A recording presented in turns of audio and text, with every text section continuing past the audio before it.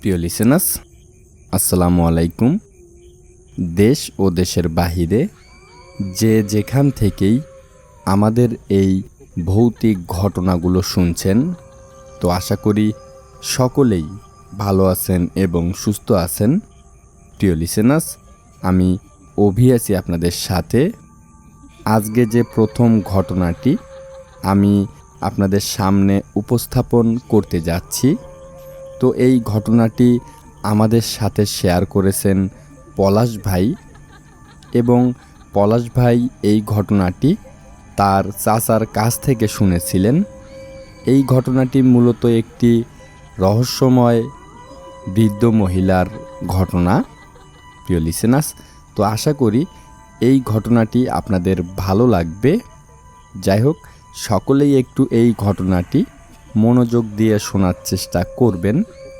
প্রিয় লিসেনার্স, তো যার সাথে এই ঘটনাটি ঘটে যাওয়া তার নাম হচ্ছে মিনু, এবং ওই মিনু মিয়ার সাথে এই ঘটনাটি ঘটে যাওয়া।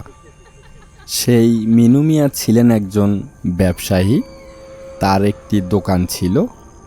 মিনু মিয়ার যে বাজারে দোকান ছিল, তো ওই বাজারটির নাম হচ্ছে রায়হানপুর বাজার। ওই রায়হানপুর আর কি ওই মিনু মিয়ার দোকান ছিল। তিনি ওখানেই দোকানদারি করতো, তার একটি মুদির দোকান ছিল। যাই হোক, তিনি এরকম প্রত্যেক দিন আর কি বাজারে যাইতো, গিয়ে দোকান খুলতো, সব কিছুই ঠিকঠাক চলতেছিল। এবং সেই বাজারটি সকাল 8টা থেকে রাত 10টা-11টা পর্যন্ত আর কি চলতো। দেখা যায় যে সকাল 8টা বাজে বাজারটি শুরু হতো, রাত 11টা, 11:30 বাজে বাজার ভেঙে যেত, মানে শেষ হয়ে যেত। এইরকম একদিন হঠাৎ করেই সেই মিনু মিয়া ওই রায়হানপুর বাজারে তার দোকানে যায়। দোকানে যাওয়ার পর তিনি খেয়াল করে, প্রথম দিন আর কি তিনি খেয়াল করে তার দোকানের সামনে বেশ খানিকটা ফাঁকা জায়গা ছিল। তো ওই ফাঁকা জায়গার ভিতরে একজন বৃদ্ধ মহিলা বসেছিল, মানে বসে আছে, তিনি এইটা দেখতে পারে। যাই হোক, তিনি মনে করে এটা কোনো ব্যাপার না, হয়তো কোনো ভিক্ষুক বা কোনো বৃদ্ধ মহিলা বাজারে আসতেই পারে। ওই মিনু মিয়া এটা আর কি ভেবে নেয়। যাই হোক, মিনু মিয়া কিন্তু ওই বৃদ্ধ মহিলাকে সকালবেলা দেখেছিল। যখন রাত হয় তখন তো মিনু মিয়া দোকান বন্ধ করে বাড়িতে চলে যাবে। তো তিনি দোকান বন্ধ করার পর দেখে যে ওই বৃদ্ধ মহিলা এখনও তার দোকানের সামনে বসে আছে, মানে তার দোকান থেকে বেশ কিছুটা দূরে। কিন্তু ওই বৃদ্ধ মহিলার চেহারা দেখা যায় না, সাদা ধপধপে একটি শাড়ি পরে ওখানেই বসে আছে। যাই হোক, মিনু মিয়া ওইদিকে খেয়াল না করে তিনি তার মতো করে দোকান বন্ধ করে বাড়িতে চলে যায়। তো বাড়িতে চলে যাওয়ার পর তিনি খাওয়া দাওয়া সেরে ঘুমিয়ে পড়েন। পরের দিন যখন সকাল হয় তখন মিনু মিয়া আবারও দোকান খোলার জন্য বাজারে চলে আসে। তো বাজারে যখন তিনি দোকানে আসার পর মিনু মিয়া আবারও দেখতে পায় যে তার দোকানের সামনে ওই কালকের বৃদ্ধ মহিলাটি বসে আছে তার দোকান খোলার আগেই। তিনি আবারও বেশি একটা গুরুত্ব দেয় না, তিনি তার মতো দোকান খুলে দোকানদারি করতে থাকে। তো এরকম সময় যেতে থাকে, বিকেল হয়, কিন্তু মিনু মিয়া দেখে যে ওই বৃদ্ধ মহিলা ওখান থেকে লড়ে না বা কোনো জায়গায় যায় না, এক জায়গায় বসে আছে। তো মিনু মিয়া বেশি একটা কিছু ভাবে না, তিনি তার মতো দোকানদারি করতে থাকে। এবং আবার যখন রাত হয় তো মিনু মিয়া দোকান বন্ধ করে আবার ওই বৃদ্ধ মহিলার দিকে খেয়াল করে। তখন মিনু মিয়া দেখে যে ওই বৃদ্ধ মহিলা ওখানেই বসে আছে। কিন্তু ওই মিনু মিয়া বুঝতে পারছিল না যে আসলে তার সাথে কি ঘটতেছে বা কি আশয় বিষয় ওই বৃদ্ধ মহিলাকে। যাই হোক, তিনি অতটা চিন্তাভাবনা না করে তিনি আবারও দোকান বন্ধ করে বাড়িতে চলে যায়। প্রত্যেক দিনের মতো খাওয়া দাওয়া সেরে আবারও ঘুমিয়ে পড়ে। তো পরের দিন আবার সকাল হয়, মানে তৃতীয় দিন আর কি। সকাল হওয়ার পর মিনু মিয়া আবারও দোকানে আসার পর মিনু মিয়া দেখে যে সেম আবারও ওই বৃদ্ধ মহিলাটি ওই আগের জায়গায় বসে আছে। তো মিনু মিয়া তখন মনে মনে ভাবে যে আসলে এই বৃদ্ধ মহিলাটিকে গত 3 দিন হয় মানে আমি দেখতেছি যে ওই বৃদ্ধ মহিলাটি ওখানেই বসে আছে, এখনও ওই বৃদ্ধ মহিলা এখান থেকে যাচ্ছে না কেন? তো আসল বিষয় কি? মিনু মিয়া এটা মনে মনে ভাবতেছিল।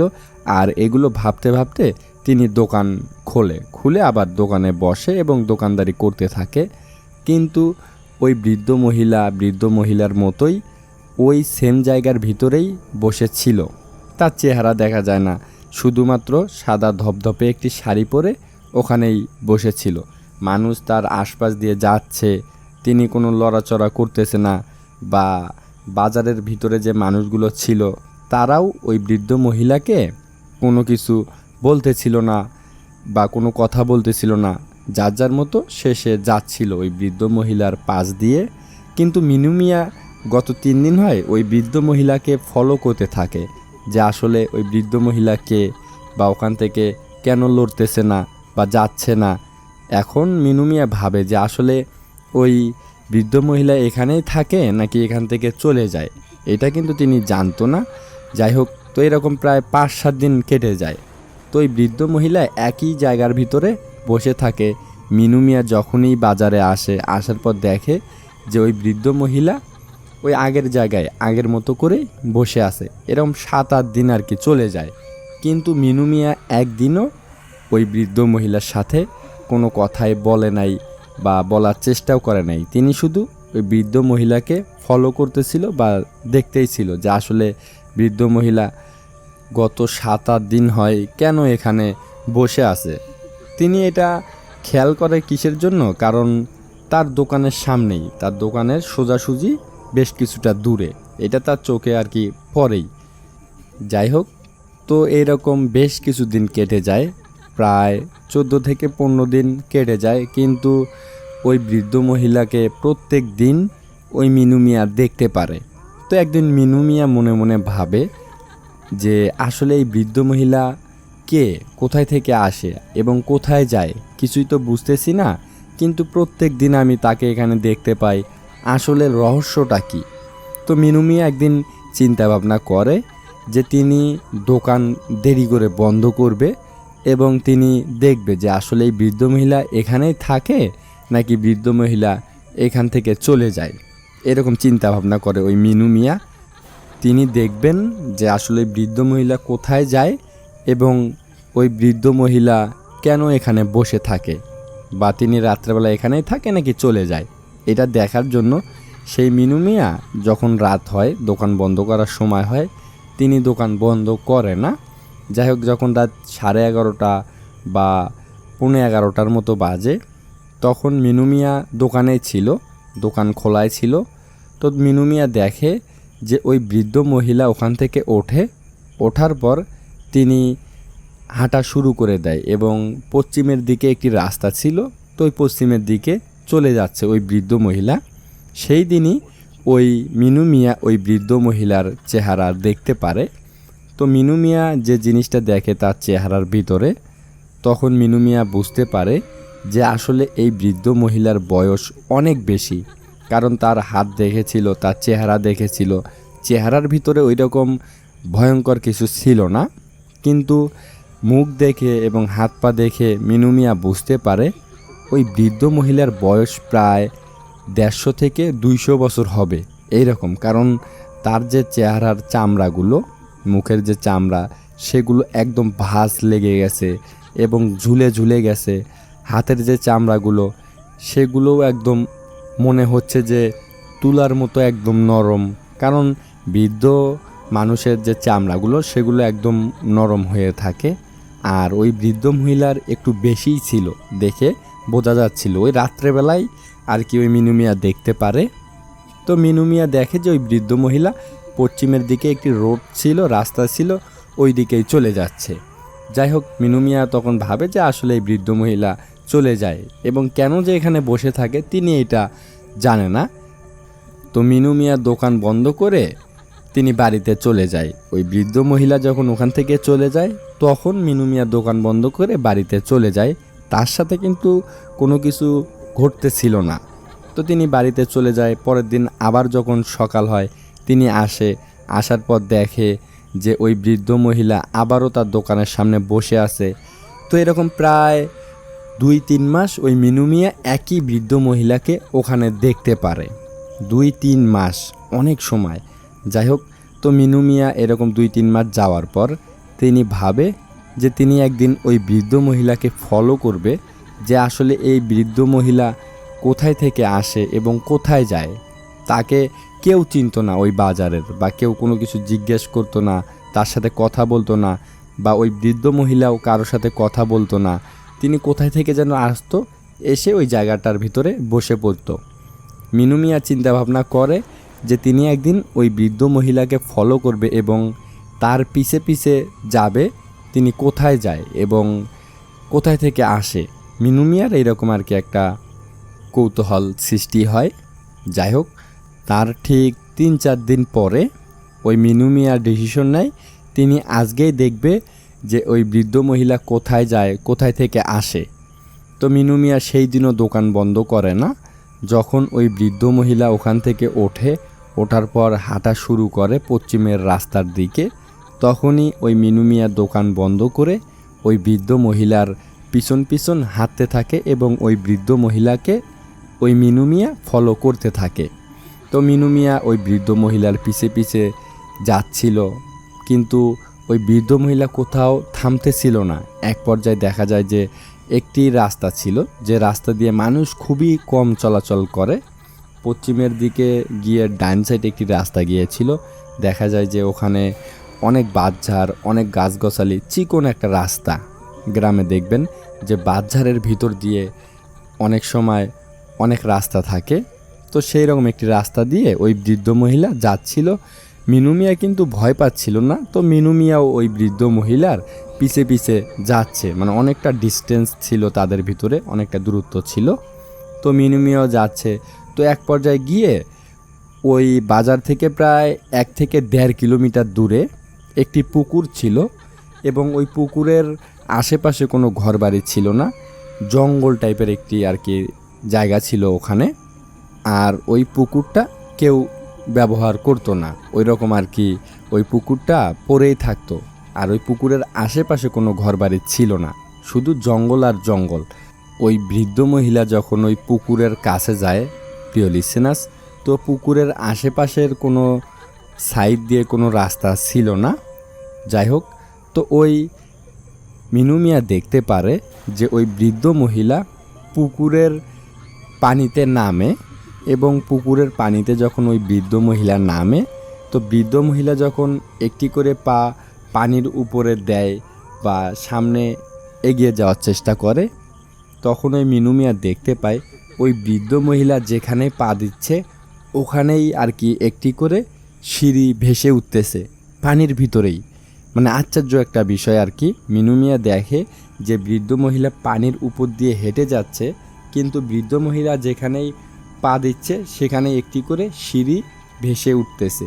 তো এরকম করে ওই বৃদ্ধ মহিলা হেঁটে হেঁটে যাচ্ছে পানির উপর দিয়ে। বৃদ্ধ মহিলা যেখানেই পাড়া দিচ্ছে ওখানে একটি করে সিঁড়ি উঠতেছে। তখন তো ওই মিনু মিয়া ভীষণ ভয় পেয়ে যায়। তো মিনু মিয়া খেয়াল করে যে এরকম অনেক দূর পর্যন্ত হেঁটে হেঁটে যায় পানির উপর দিয়ে ওই বৃদ্ধ মহিলা, কিন্তু একটি একটি করে সিঁড়ি ভেসে ওঠে পানির ভিতর থেকে। তো বেশ কিছু দূর যাওয়ার পর ওখানে পানির তল থেকে একটি ছোট্ট একটি বাড়ির মতো আর কি ভেসে ওঠে। হঠাৎ করেই ওই মিনু মিয়ার চোখের সামনেই হঠাৎ করেই ওই পুকুরের ভিতর থেকে একটি বাড়ি আর কি ভেসে ওঠে এবং ওই বৃদ্ধ মহিলা ওই পুকুর থেকে যে ঘরটি ভেসে উঠেছিল তো সেই ঘরের ভিতরে চলে গেল। মিনু মিয়া কিন্তু দূর থেকে এবং ওই বৃদ্ধ মহিলার পিছন থেকে এইটা দেখতেছিল। মিনু মিয়া কিন্তু তখন ভীষণ ভয় পাচ্ছিল এবং তিনি বুঝতেও পারছিল না যে এগুলো তিনি আসলে সত্যিই দেখতেছে নাকি তার কোনো মনের ভুল। তো মিনু মিয়া ভালো করে যখন খেয়াল করে তিনি দেখে যে না, এটা সত্যিই তিনি দেখতে পাচ্ছে এবং তিনি স্টিল সেখানে দাঁড় হয়ে আছে। যাই হোক, মিনু মিয়া ভীষণ ভয় পেয়ে যায়। এক পর্যায়ে ওই বৃদ্ধ মহিলাটি আর কি ওই ঘরের ভিতরে প্রবেশ করার পর মিনু মিয়া যখন বাড়ির দিকে রওনা দিবে বা তিনি ভয় পেয়েছিলেন অনেক, যখনই তিনি বাড়ির দিকে রওনা দিবে তখনই পিছন থেকে ওই বৃদ্ধ মহিলা কর্কশ কণ্ঠে ওই মিনু মিয়াকে ডাক দেয় নাম ধরে। মিনু মিয়ার কীভাবে নাম জানলো, কী আশয় বিষয় কিচ্ছু জানে না, কিন্তু মিনু মিয়া খেয়াল করে পিছন থেকে কেউ একজন বৃদ্ধ মহিলা ওই মিনু মিয়াকে ডাকতেছে। তখন ওই মিনু মিয়া যখন পিছনে তাকানোর পর দেখে যে ওই বৃদ্ধ মহিলা আবার ওই পুকুরের পাড়ে এসে দাঁড় হয়ে আছে। মিনু মিয়া তো তখন ভীষণ ভয় পেয়ে যায় যে আসলে এটা কি দেখতেছে তিনি, কারণ ওই বৃদ্ধ মহিলা এত তাড়াতাড়ি যে পুকুর পাড়ে আসবে এটা কখনোই সম্ভব না। হাইস্ট গেলে 10 সেকেন্ড সময় আর কি ওই মিনু মিয়া নিয়েছিল, কিন্তু মিনু মিয়া পিছনে তাকিয়ে দেখে যে ওই বৃদ্ধ মহিলা আবার পুকুর পাড়ে এসে দাঁড় হয়ে আছে। তো ওই বৃদ্ধ মহিলা যখন মিনু মিয়ার নাম ধরে ডাক দেয়, তো মিনু মিয়া দূর থেকে দেখতেছিল এবং ভয় পাচ্ছিল। তো হাতের ইশারায় ওই বৃদ্ধ মহিলা মিনু মিয়াকে ডাকতে থাকে। তো মিনু মিয়া তখন ভয় না পেয়ে, কোনো উপায় না পেয়ে ওই বৃদ্ধ মহিলার সামনে যায়। সামনে যাওয়ার পর ওই বৃদ্ধ মহিলা তখন ওই মিনু মিয়াকে বলে যে তুই আমাকে ফলো করেছিস, আমি কিন্তু অনেক আগে থেকেই জানতাম, তোকে আমি এখানে নিয়ে আসব, এটাই আমার মূল উদ্দেশ্য ছিল। যাই হোক, তো তুই তো এখানে এসেই পড়েছিস, সব কিছু দেখেই ফেলেছিস, আমি তোর কোনো ক্ষতি করব না, কিন্তু তোকে আমি আমার ওই রুমে নিয়ে যাব, আমার যে ঘর, তোকে আমার ঘরে নিয়ে যাব, কিন্তু তোকে যেতেই হবে, তুই এখান থেকে ফিরতে পারবি না, আমার ঘরে না যাওয়া পর্যন্ত তুই এখান থেকে যেতে পারবি না। তো মিনু মিয়া ওই বৃদ্ধ মহিলাকে অনেক রিকোয়েস্ট করে যে না, আমি যাব না বা আমি বাড়িতে চলে যাব। মিনু মিয়া কান্নাই করে দিয়েছিল এক পর্যায়ে, কিন্তু ওই বৃদ্ধ মহিলা ভয়ঙ্কর এক হাসি দেয়, হাসি দিয়ে বলে তুই যেহেতু এসেছিস তো আমি তোকে যেতে দিব না, তোকে আমার ওই ঘরে যেতেই হবে। তো যাই হোক, তখন এক পর্যায়ে ওই মিনু মিয়া কোনো কিছু ভেবে পাচ্ছিল না যে আসলে কি করবে, কিভাবে তিনি এখান থেকে বেঁচে ফিরে চলে যাবে। তো এক পর্যায়ে ওই বৃদ্ধ মহিলার কথায় মিনু মিয়া রাজি হয়ে যায়। তো ওই বৃদ্ধ মহিলা আবার যখন পুকুরের পানির কাছে যায়, গিয়ে এক পা পুকুরের পানির উপর দেয়, আবারও একটি করে সিঁড়ি অটোমেটিক পানির তল থেকে ভেসে উঠতে থাকে এবং ওই বৃদ্ধ মহিলা মিনু মিয়াকে বলে যে আমার সাথে সাথে সিঁড়িতে পা দে, কোনো সমস্যা হবে না, ভয় পাইস না, আমি তোর কোনো ক্ষতি করব না। যাই হোক, মিনু মিয়া ওই বৃদ্ধ মহিলার সাথে পুকুরের পানির উপর দিয়ে হাঁটতে থাকে এবং একটি একটি করে সিঁড়ি পানির ভিতর থেকে ভেসে ওঠে। তো এক পর্যায়ে ওই মিনু মিয়াকে নিয়ে ওই বৃদ্ধ মহিলা তার ঘরের ভিতরে যায়। যাওয়ার পর ওই মিনু মিয়া দেখে যে ঘরের ভিতরে কোনো কিচ্ছু নেই, শুধুমাত্র চারদিকে স্বর্ণ রূপা যত দামি দামি জিনিস ওই রুমটার ভিতরে, অনেক স্বর্ণ। মিনু মিয়া এগুলো দেখে মানে আশ্চর্য হয়ে যায় যে আসলে পুকুরের পানির ভিতর থেকে এই ঘরটা উঠলো এবং এই ঘরের ভিতরে কোনো খাট নেই, কোনো কিচ্ছু নেই, থাকার কোনো জায়গা নেই, এত স্বর্ণ কেন এই ঘরটার ভিতরে। তো যাই হোক, মিনু মিয়া দেখে মানে পুরা অবাক হয়ে যায়। তখন ওই বৃদ্ধ মহিলা মিনু মিয়াকে বলে যে দেখ, তুই যেহেতু এখানে এসেছিস তাহলে তোকে এখান থেকে কিছু নিতে হবে, মানে স্বর্ণ বা যাই হোক যে কোনো কিছু নিতে হবে, কিন্তু তুই দম বন্ধ করে এক নিঃশ্বাসে যত কিছু নিতে পারিস সব তোর হয়ে যাবে, কিন্তু দম ছাড়া যাবে না। যতটুকু দম থাকে এক দমের ভিতরে, যতটুকু স্বর্ণ বা যা মন চায় সব নিতে পারবি, কিন্তু দম ছাড়া যাবে না। তো মিনু মিয়া তখন বলে যে না, আমি কোনো কিচ্ছু নিব না, আমাকে তুমি এখান থেকে শুধু যেতে দাও, আমি এখান থেকে চলে যাব, আমাকে শুধু এখান থেকে যেতে দাও। তখন ওই বৃদ্ধ মহিলা বলে যে আজকে তুই শুধু বেঁচে গেলি, তুই কোনো জিনিস নিতে চাস নাই বলে, যদি একবার বলতি হ্যাঁ যে আমি এখান থেকে জিনিস নিব বা স্বর্ণ নিব, তাহলে তোকে আমি এখানেই মেরে ফেলতাম।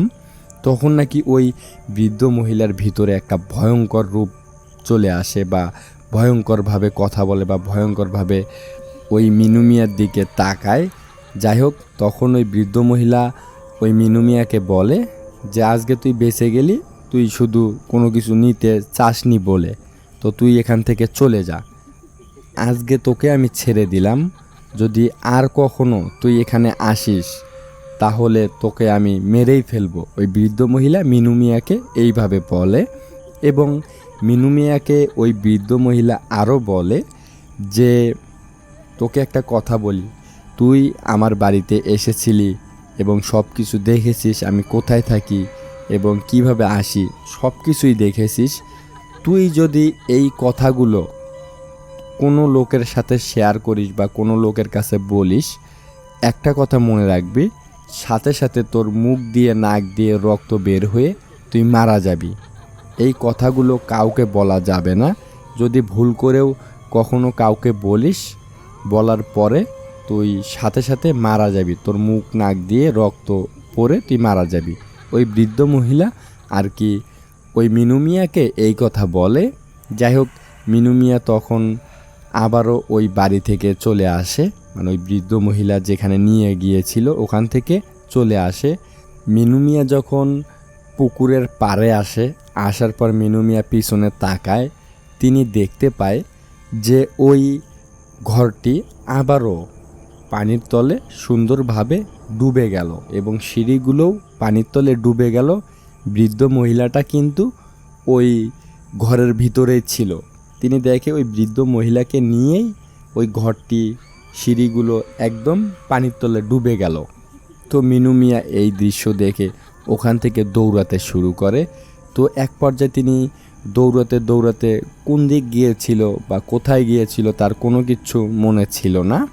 তো মিনু মিয়া হঠাৎ করেই অজ্ঞান হয়ে যায়। তো যখন মিনু মিয়ার জ্ঞান ফেরে, তিনি দেখে যে তিনি তার বাড়িতে শুয়ে আছেন এবং তার পাশে তার ওয়াইফ, ওই মিনু মিয়ার ওয়াইফ। তো রাস্তায় কি হয়েছিল, কিভাবে অজ্ঞান হয়েছিল, মিনু মিয়ার কোনো কিছুই মনে ছিল না। তো যখন মিনু মিয়ার জ্ঞান ফেরে, তিনি দেখে মিনু মিয়া তার বাড়িতে এবং সাথে তার ওয়াইফ। তো তার ওয়াইফ তাকে জিজ্ঞেস করে যে আসলে কি হয়েছে, তুমি কেন ওই রাস্তার পাশে পড়েছিলে, মানুষজন সকালবেলা তোমাকে ওই রাস্তার পাশে পেয়েছে, তুমি ওখানে অজ্ঞান হয়েছিলে। কিন্তু মিনু মিয়া তার ওয়াইফকে কোনো কিছু শেয়ার করে না, কারণ ওই বৃদ্ধ মহিলা মিনু মিয়াকে বলে দিয়েছিল তিনি যদি এগুলো কারোর সাথে শেয়ার করে তাহলে তার নাক মুখে রক্ত উঠে তিনি মারা যাবে। সেই কারণে মিনু মিয়া তার ওয়াইফের সাথেও শেয়ার করতেছিল না। তো এরকম 1-2 দিন কেটে যায়। তো মিনু মিয়ার ওয়াইফ খেয়াল করে যে মিনু মিয়া কোনো কিছু খায় না বা কারোর সাথে বেশি একটা কথা বলে না, তার যে দোকান আছে সেই দোকানে যায় না, দোকান খোলে না, তিনি শুধু এক দৃষ্টিতে একদিকে তাকিয়ে থাকে। ওই ঘটনাটার পর মিনু মিয়ার যে ওয়াইফ, তিনি অনেকবার চেষ্টা করেছে তার মুখ থেকে শোনার জন্য যে আসলে কি হয়েছে, কেন তিনি এরকম হয়ে যাচ্ছে, খাওয়া দাওয়া করে না, এক দৃষ্টিতে তাকিয়ে থাকে, দোকান খোলে না, কারোর সাথে কথা বলে না। এই কারণগুলো মিনু মিয়ার ওয়াইফ মিনু মিয়ার থেকে জানতে চেয়েছিল, কিন্তু মিনু মিয়া বলতো না একটা ভয়ে যদি আবার কোনো কিছু হয়ে যায়। তো এক পর্যায়ে গিয়ে দেখা যায় যে প্রায় 1 সপ্তাহের মতো কেটে যায়। তো মিনু মিয়ার অবস্থা অনেকটা খারাপ হয়, কোনো কিছু তার ভালো লাগে না বা কাউকে কোনো কিছু বলে না, কারোর সাথে কথা বলে না, দোকানপাট খোলে না, ঘর থেকে বের হয় না, এরকম সমস্যাগুলো হচ্ছিল ওই মিনু মিয়ার সাথে। যাই হোক, এক পর্যায়ে যখন মিনু মিয়ার ওয়াইফ মিনু মিয়াকে ভালো করে ধরে এবং বলে যে কি হয়েছে তোমার, তুমি সত্যি করে বলো তো, তখন ওই মিনু মিয়া তার ওয়াইফকে সব ঘটনা খুলে বলে যে এই ঘটনাগুলো আমার সাথে ঘটে গেছে। পুরো প্রথম থাকি ওই মিনু মিয়া তার ওয়াইফকে সব ঘটনা খুলে বলার পর সাথে সাথে ওই মিনু মিয়ার নাক মুখ দিয়ে রক্ত ওঠার পর মিনু মিয়া ওখানেই মারা যায়। এই ঘটনাটি আর কি মিনু মিয়ার ওয়াইফকে বলে। ওয়াইফকে বলার পর সাথে সাথে ওই মিনু মিয়ার নাক মুখ দিয়ে রক্ত উঠে মিনু মিয়া ওখানেই মারা যায়। তারপরে আর কি এই ঘটনাটি জানাজানি হয়। ওই মিনু মিয়ার ওয়াইফ আর কি সকলকেই বলে যে তার স্বামী এরকম করে তাকে বলেছিল।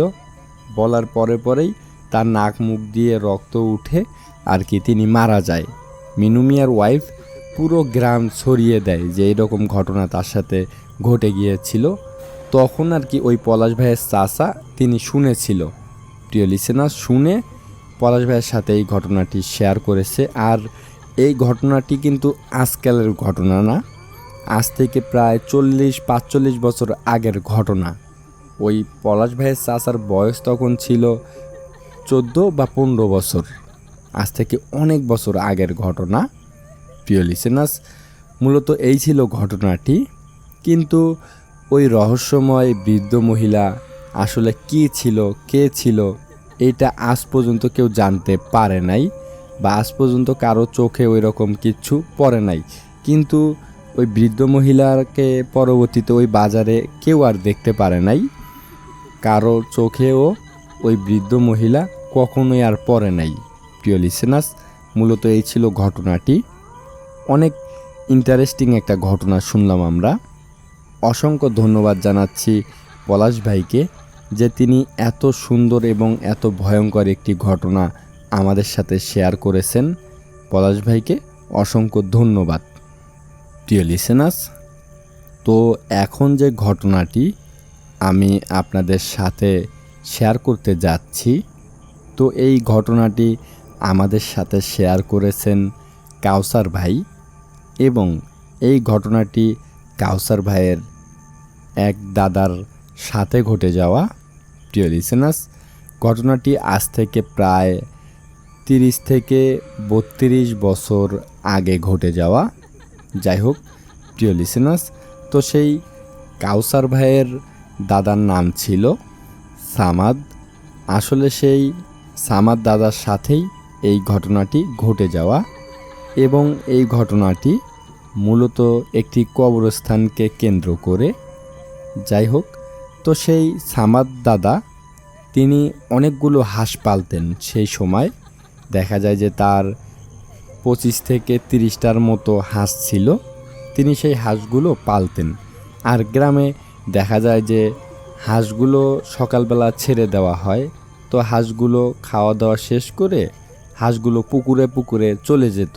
আবার যখন সন্ধ্যা হতো তো হাঁসগুলো আবার বাড়িতে চলে আসতো, নিজ বাড়িতেই হাঁসগুলো একাই একাই চলে আসতো। তো এরকম ওই সামাদ দাদার যে হাঁসগুলো ছিল সেই হাঁসগুলো সকালবেলা ছেড়ে দেওয়া হয় এবং রাত হলে বা সন্ধ্যা হলে বাড়িতে ফিরে আসে। তো এরকম একদিন সামাদ দাদা তার হাঁসগুলো ছেড়ে দেয় সকালবেলা। তো সন্ধ্যা হয় কিন্তু তার হাঁসগুলো বাড়িতে চলে আসে না। মানে তার হাঁস ছিল 30টা, তো এরকম 15টা বা 20টা হাঁস বাড়িতে চলে আসে, কিন্তু বাকি হাঁসগুলো বাড়িতে আসে না। তখন এরকম মাগরিবের নামাজের আজান দিয়েছে, মানে মাগরিবের নামাজের আজান পার হয়ে গেছে। তো সেই সামাদ দাদা তার একটি টর্চ লাইট ছিল, তো সেই টর্চ লাইটটি নিয়ে ওই হাঁসগুলো খোঁজার জন্য তো বিভিন্ন জনার বাড়িতে যায়। কারণ গ্রামে দেখবেন যে কিছু কিছু হাঁস আছে মানুষের হাঁসের সাথে তো অন্য বাড়িতে চলে যায়। ওই রকম আর কি ওই সামাদ দাদা হাঁসগুলো খোঁজার জন্য তাদের পাড়া প্রতিবেশীর যারা হাঁস পালতো তো তাদের বাড়িতে গিয়ে হাঁসগুলো খোঁজাখুঁজি করে, কিন্তু হাঁস খুঁজে পাচ্ছিল না। সামাদ দাদা দেখে যে কারো বাড়িতেই তার হাঁসগুলো যায়নি। তখন সামাদ দাদা মনে মনে ভাবতে থাকে যে তাহলে হাঁসগুলো কোথায় গেল, এরকম আর কি তিনি মনে মনে ভাবে। তো সামাদ দাদা তখন মনে মনে ভাবে যে হয়তো আশেপাশে পুকুর আছে, তো পুকুরে হয়তো হাঁসগুলো আটকা পড়েছে, অন্ধকার হয়ে গিয়েছিল, হাঁসগুলো আমার বাড়িতে আসতে পারে নাই, তো হাঁসগুলো হয়তো পুকুরেই আছে। সামাদ দাদা আর কি এটা মনে মনে ভাবে। তো সামাদ দাদা তার টর্চ লাইট নিয়ে তাদের বাড়ির পাশে একটি পুকুর ছিল, তো সেই পুকুরে যায়। গিয়ে ওখানেও আর কি হাঁসগুলো খুঁজে পায় না, ওই পুকুরেও হাঁসগুলো খুঁজে পায় না। কিন্তু ওখান থেকে পায়ে হেঁটে গেলে 2-3 মিনিট সময় লাগে এবং একটি বাঁশঝাড়ের নিচে আরেকটি পুকুর আছে এবং পুকুরের উপরে ওই বাঁশঝাড়ের ভিতরে ছোটোখাটো একটি কবরস্থান। তো ওখানেও একটি পুকুর আছে। তখন ওই সামাদ দাদা ভাবে যে কবরস্থানের কাছে যে পুকুরটা আছে ওখানেও তো হাঁসগুলো যায়, তো ওখানে গিয়ে দেখি যে আসলে ওখানে হাঁসগুলো আছে কি না। তো সামাদ দাদা এই পুকুরটা ভালো করে খোঁজাখুঁজি করে কবরস্থানের কাছে যে পুকুরটি, তো ওই পুকুরের কাছাকাছি যায়। তখনই সামাদ দাদা আওয়াজ পায় যে পুকুরের ওখান থেকে বা কবরস্থানের ওই দিক থেকে হাঁসের ডাক আসতেছে। হাঁস যেভাবে ডাকে, তো হাঁস এরকম করে ডাকতেছে, প্রায় 5-7টা হাঁস এরকম কবরস্থানের কাছাকাছি আর কি ডাকাডাকি করতেছে। সামাদ দাদা আর কি এটা শুনতে পারে। তো সামাদ দাদা ভাবে যে ওখানে হয়তো হাঁসগুলো আছে। তো সামাদ দাদা আস্তে আস্তে ওই পুকুরের কাছে যায়। কাছে যাওয়ার পর তিনি দেখে যে না, আশেপাশে কোনো মানে হাঁস নেই, কিন্তু হাঁসের আওয়াজগুলো তার কানে আসতেছে। সামাদ দাদা এটা আর কি শুনতে পাচ্ছিল হাঁসের ডাক। তিনি খেয়াল করে যে না, আশেপাশে তো কোনো হাঁস নেই, কিন্তু হাঁসের ডাকগুলো ওই কবরস্থানের ভিতর থেকে আসতেছে। তো সামাদ দাদা ভয় না পেয়ে তার টর্চ লাইটের আলো দিয়ে পুকুরের পাশ দিয়ে একটি চিকন রাস্তা ছিল, তো ওই পুকুরের পাশ দিয়ে তিনি হাঁটতে হাঁটতে ওই কবরস্থানের কাছাকাছি যখন যায় এবং কবরস্থানের ভিতর লাইট মারে, তিনি দেখতে পায় যে না, কোনো জায়গায় হাঁস নেই, কিন্তু হাঁসের যে একটা ডাক, সেই ডাকটা তিনি শুনতে পাচ্ছে। আর এক পর্যায়ে তিনি কবরস্থানের ভিতরে ঢুকে পড়ে, মানে কবরের পাশ দিয়ে হাঁটাহাঁটি করে এবং জঙ্গল ছিল, বাঁশঝাড় ছিল, বিভিন্ন ঝাউ জঙ্গল ছিল। তো ওগুলোর ভিতরে খোঁজাখুঁজি করে, কিন্তু দেখে যে না, ওই সামাদ দাদা কোনো জায়গায় হাঁস দেখতে পায় না, কিন্তু হাঁস যে ডাকাডাকি করতেছে তার সাউন্ডটা ওই সামাদ দাদার কানে আসতেছে। সামাদ দাদা খেয়াল করে যে একবার তার ডান সাইড দিয়ে হাঁসের ডাক আসতেছে, মানে ডান সাইডের দিক থেকে, একবার বাম সাইডের দিক থেকে হাঁসের ডাক আসতেছে, একবার পিছন দিক থেকে তার হাঁসের ডাক আসতেছে, একবার সামন দিক থেকে তার হাঁসের ডাক আসতেছে, কিন্তু তিনি কোনো হাঁস দেখতে পাচ্ছিল না। যাই হোক, তো ওই সামাদ দাদা ভীষণ রেগে যায় যে আসলে তার সাথে এটা কি হচ্ছে। হাঁস এইভাবে ডাকাডাকি করতেছে কিন্তু তিনি দেখতে পাচ্ছে না, এটা তার ভীষণ খারাপ লাগে বা তিনি রেগে যায়। তো সামাদ দাদা মনে মনে ভাবে, দূর, আজকে আর হাসি খুঁজবো না, কালকে সকালবেলা খুঁজবো, দেখি হাঁস কোথায় গেছে। তিনি যখন ওখান থেকে ব্যাক করবেন বা বাড়িতে চলে আসবেন ওই কবরস্থান থেকে, তখনই ওই সামাদ দাদা খেয়াল করে কবরস্থানের ভিতরের দিক থেকে একটি কেমন যেন আওয়াজ তার কানে আসতেছে। কিছু যদি মানে টানাটানি করা হয়, ছেঁচড়ে নিয়ে যাওয়া হয় টেনে, কীরকম শব্দ হবে, তো ওই রকম শব্দ আর কি ওই সামাদ দাদা পাচ্ছিল।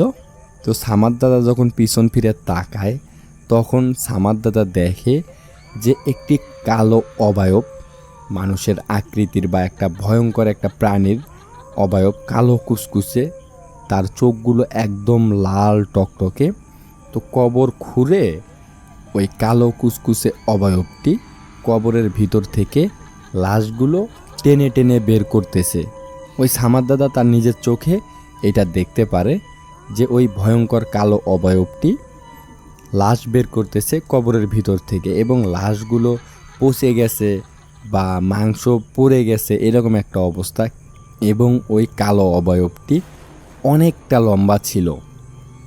আর ওই সামাদ দাদার থেকে কিন্তু বেশ কিছুটা দূরেই ছিল, এতটাও কাছাকাছি না। সামাদ দাদা যখন এই জিনিসটা দেখতে পারে যে আসলে এই কালো অবয়বটি কবর খুঁড়ে লাশ টেনে টেনে বের করতেছে এবং টেনে টেনে নিয়ে যাচ্ছে ওই লাশগুলো, এইটা দেখার পর তো তার কলিজায় থাকে না পানি। তিনি কি করবে না করবে, ওরে বাবা ওরে মা করে একটা চিৎকার দিয়ে ওখান থেকে দেয় দৌড়।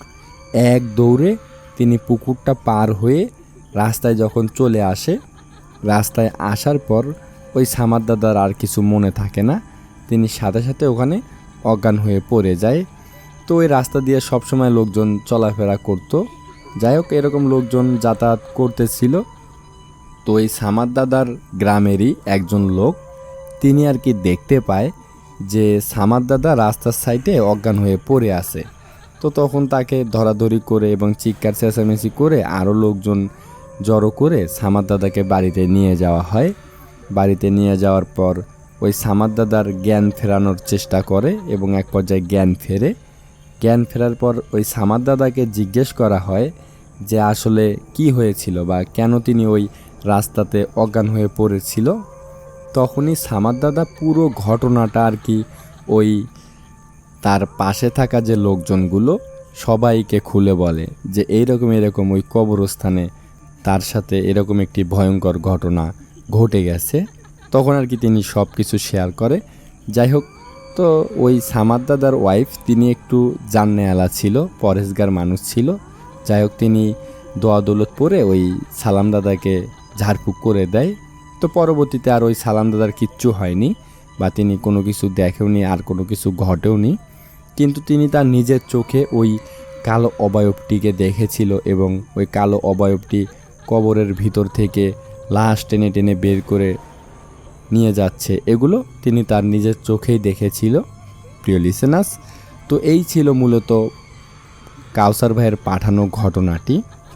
অসংখ্য ধন্যবাদ জানাচ্ছি কাউসার ভাইকে যে তিনি এরকম সুন্দর একটি ঘটনা আমাদের সাথে শেয়ার করেছেন।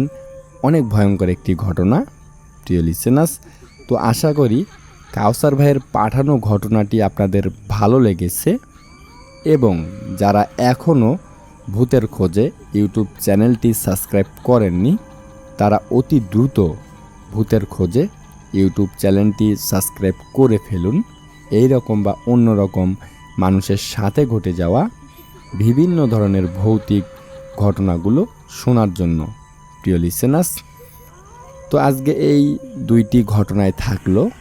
আবারও আপনাদের সাথে কথা হবে অন্য কোনো এপিসোডে, অন্য কোনো ঘটনায়। তো এই পর্যন্ত সবাই সুস্থ থাকবেন, ভালো থাকবেন, সেফ থাকবেন। সবাইকে আসসালামু আলাইকুম।